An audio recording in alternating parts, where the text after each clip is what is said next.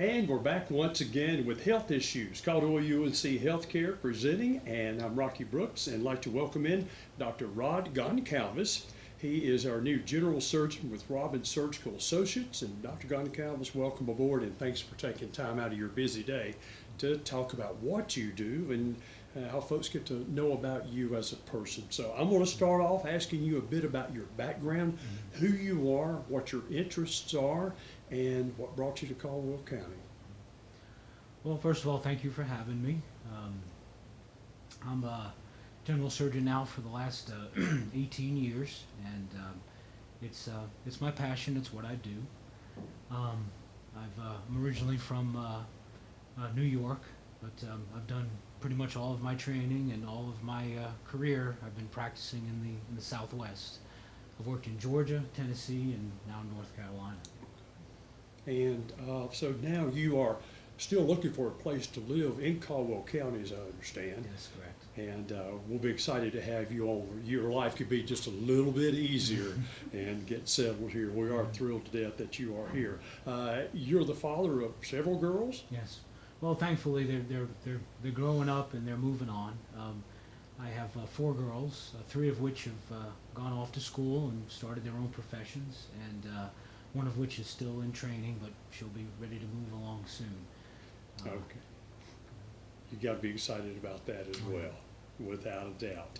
Let's talk about general surgeons.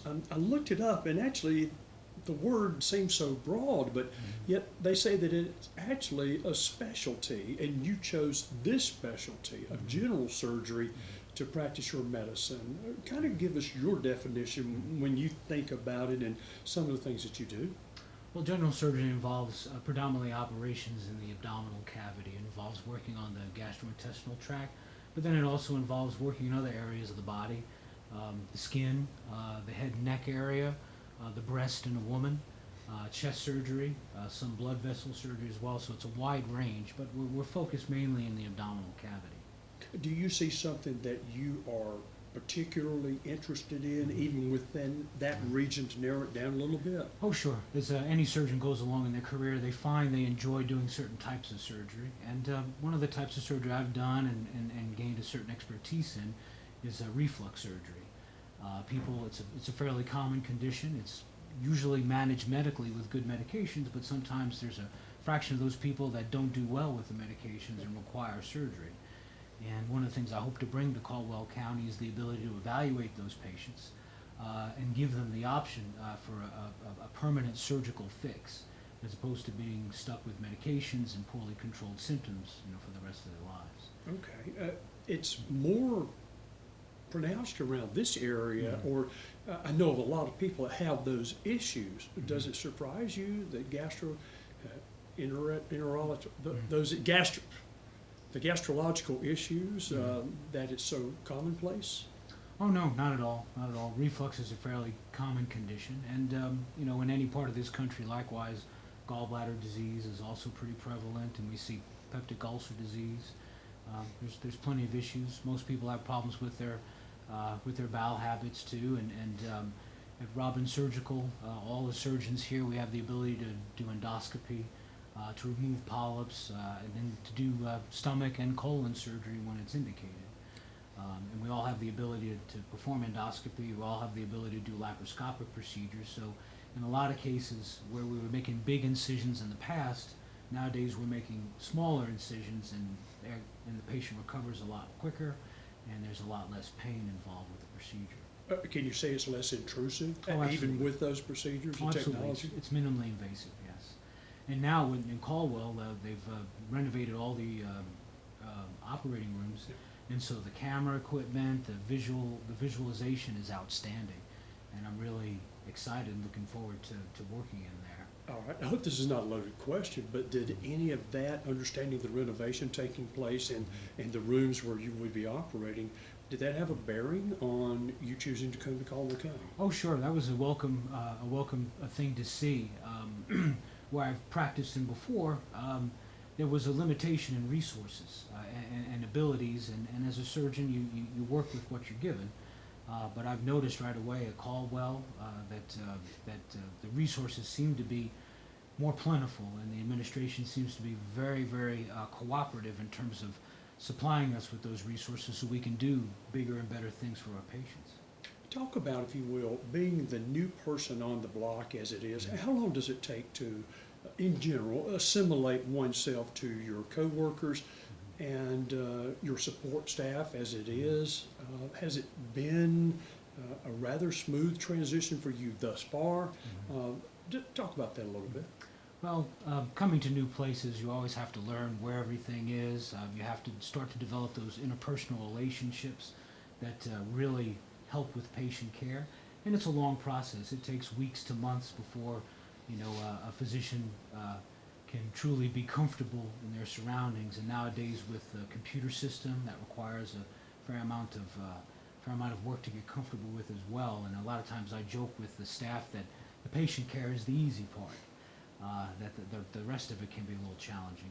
But in general, everything is going very nicely. I've noticed that the hospital staff, physicians, and ancillary staff are all outstanding, and they've given me nothing but support in terms of what I want to do here and what we want to do for patients. So it's really, you're speaking the same language across the healthcare board as it is, and so that's true. Yeah. Because you were thrown to the fire a little bit when you got here. Well, there are differences, but there are more similarities than differences. Absolutely. Okay. Are you surprised that you have been utilized as much as you have been since you arrived? No, I got the sensation that there's plenty of things to do here, that the community needs to be served, and I'm more than happy to come and work as hard as I need to for people and offer new services. In addition to the reflux surgery, I also have interest in fixing complex hernias. And another thing that I'll be working with as well is the wound center.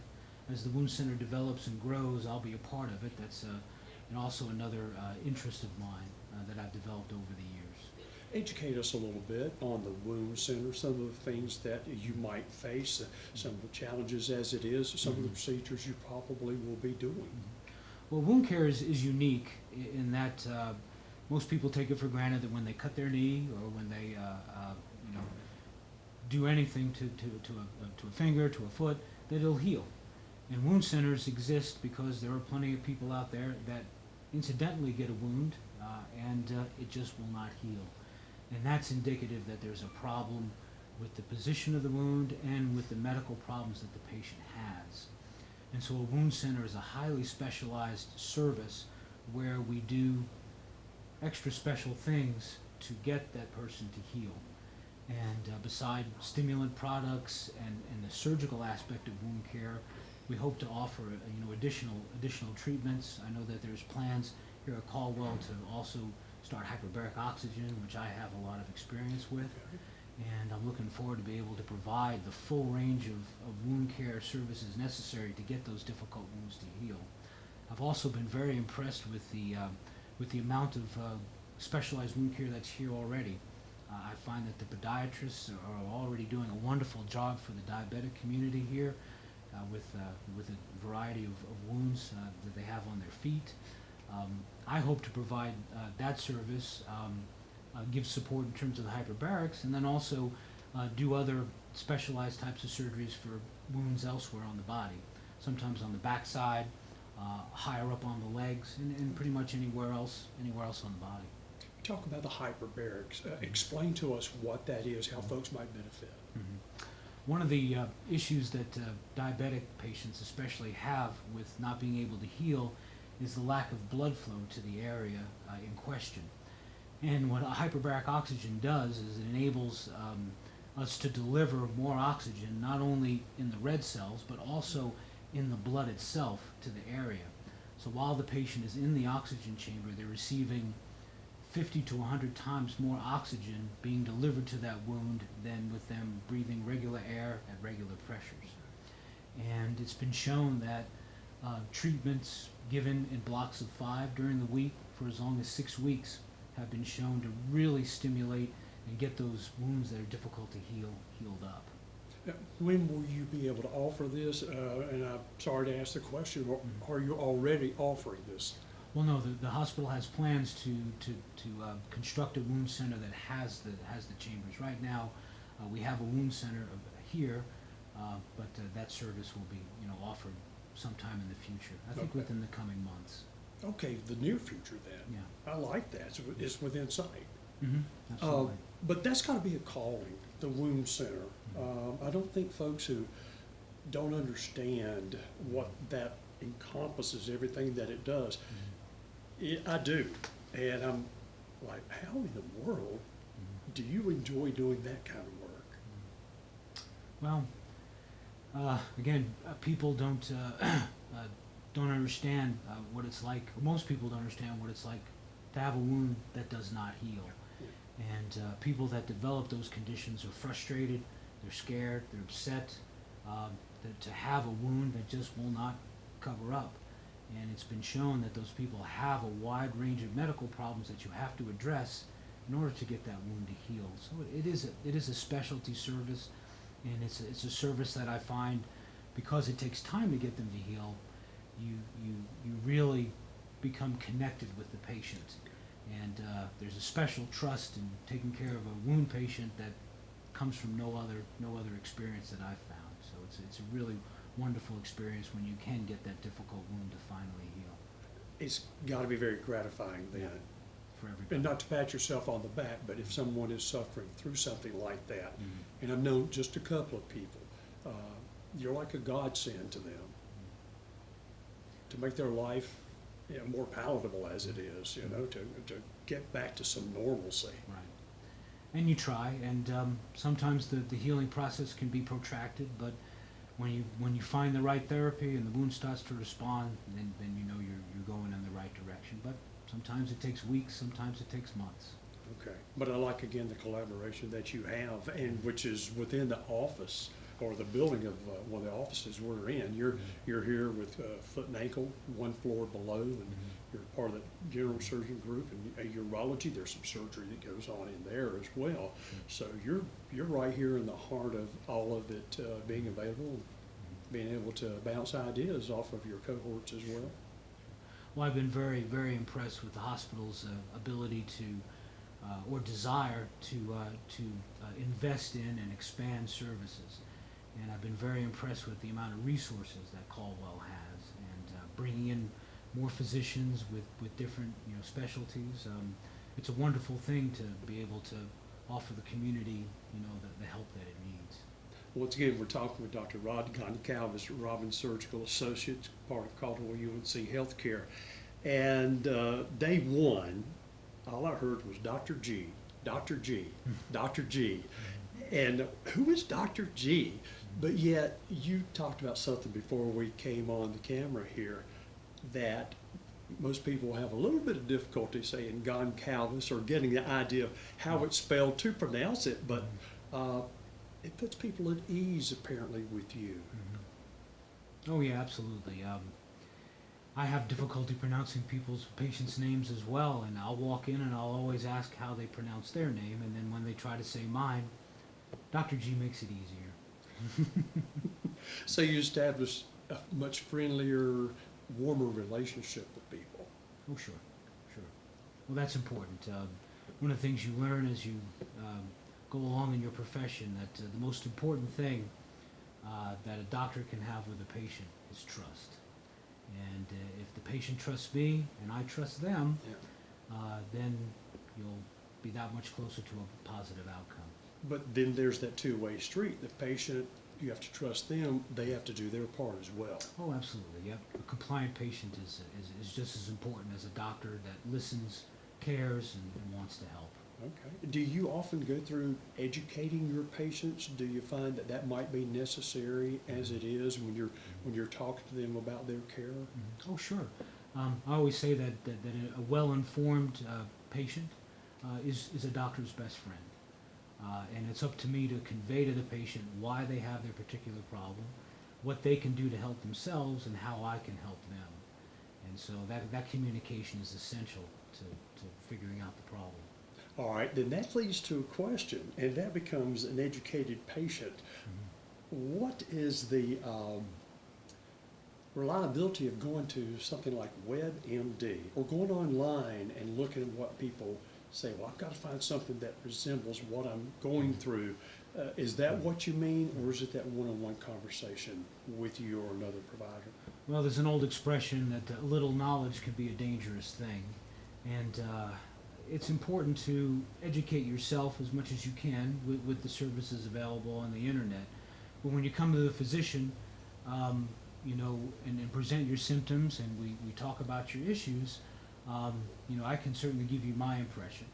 And people might come in with misconceptions, but it's up to me to identify what the problem is and then clarify it with the patient and try to put them at ease that this seems to be the problem, this is the diagnosis, this is the treatment.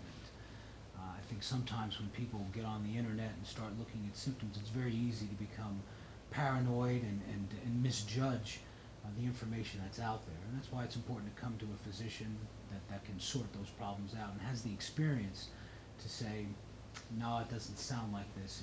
It fits this category better. It seems as though what you're saying, it could make your job a little bit more difficult in trying to basically erase that slate, which has already been written on in their mind, and their preconceived notions of what's going on with them, but for you to sit down and just have them trust you in that conversation that how you're going to proceed is the right way to do it. Yeah, it can be challenging if people come in with misconceptions, but again, if you look the patient in the eye, show them that you care, show them that you listen, and are doing your best to sort the problem out, a lot of times you can dispel those misconceptions and get the patient to understand that, you know, as the expert in that field, you feel like this is the condition, and that's what we'll treat. And then do you always get it right? No. But again, you keep looking, you keep trying, and keep working with the patient to ultimately find the right answer and find the right treatment. Building trust and developing relationships. Very important. Absolutely. I want to switch gears a little bit. When you're not working, how do you like to spend your time away from the job? Well, I'm a sports enthusiast. I really enjoy baseball, basketball, football. Living in the southeast, you become a bit of an outdoor person as well. So certainly hiking, outdoor sports, a lot of fun for me. Being able to spend time with the family is important because sometimes medicine can be consuming. It can occupy all your time. Likewise, too, I like to travel and visit with family when I can. Okay, all right. Being from New York, you have to be a Dodgers fan.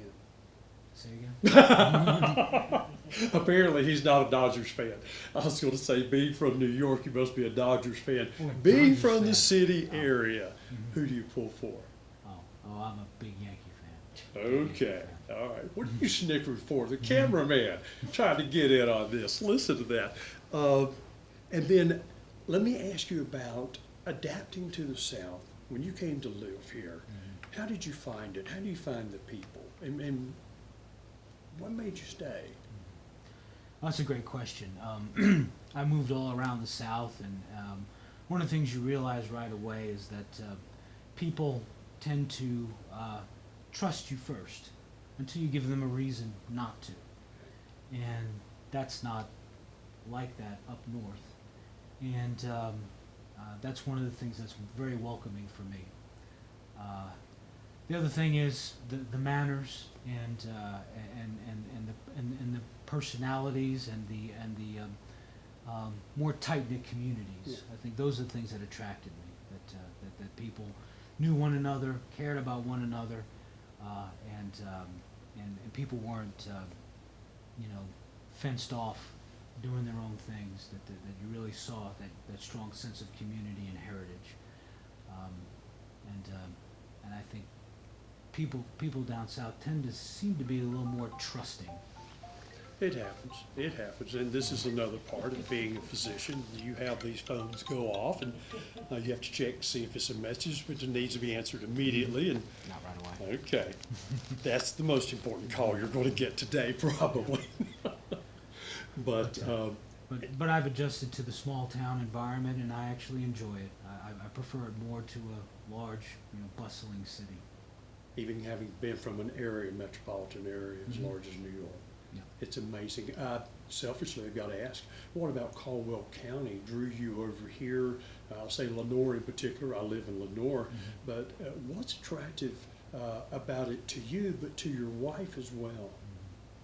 Well, we've both settled down in the South, and when we decided to move from Tennessee, we wanted to find an area that was similar, and Western North Carolina fits the bill. It's a beautiful area, beautiful climate, beautiful mountains, very scenic, and again, it's the wonderful, inviting people that I enjoy taking care of. Then I'll be remiss if I didn't ask you this as well. You could work for any entity you wanted to. UNC Health Care, growing as it is. What attracted you to Caldwell and Caldwell UNC Health Care, the system itself? Well, when I was looking around the area and came here, I found that the staff, that the administration were really, really outstanding. I've worked for plenty of hospitals and in my career, and it just stood out that the administration was invested in the community, and likewise, and the administration was motivated to do as much as they could. The administration was motivated to expand services and to really support physicians in what they're trying to do for patients. And when you feel like you've got that support behind you, it makes your job that much easier. I'm sworn to do what's right for the patient, and it's great to have a hospital that's so dedicated and standing right behind me, helping to work for patients as well. Coming from a provider, that means so much. It absolutely does. Thank you. It's always great to talk to you, Dr. G. Folks, thank you for watching. I will tell you that this man is, as you have seen him, he's a bit of an humble man. He's very honest, and this is what you're going to get. Excellent care from a wonderful person. We're glad to have Dr. Ron Goncalves as a part of our community, but certainly as a part of Caldwell UNC Health Care. We hope to see you. Have a great day, and thanks for watching.